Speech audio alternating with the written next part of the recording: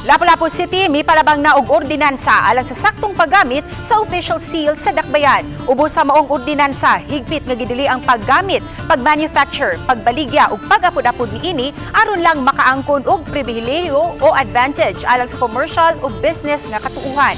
Gidili usab ang paggamit niini aron makasud sa mga fraudulent o bogus transactions gamit ang pangan sa dakbayan. Lakip sa gidili moong pag-usab niini, paghugaw-hugaw, pagyaga-yaga ug paghimo og kausaban sa official seal sa dakbayan. Gidili usab ang pagbutang og official seal sa mga sakyanan, mga ekipo, merchandise ug ubang mga materyales nga walay pagtugot sa mayor. Nasayran sa buhatan sa City Administrator nga ubay-ubay sa mga kawani sa City Hall ang nagbutang og mga official seal sa dakbayan sa ilang mga sakyanan nga walay pagtugot sa mayor. Subay niini gipasidan-an ang maong mga kawani sa pagtangtang sa seal sa dakbayan aron di mapahamtangan og multa nga 1,000 ka pesos.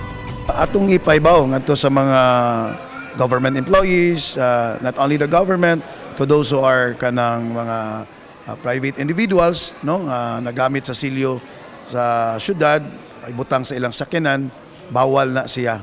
Gawas og ang property it's owned by the government, no, City of Lapu-Lapu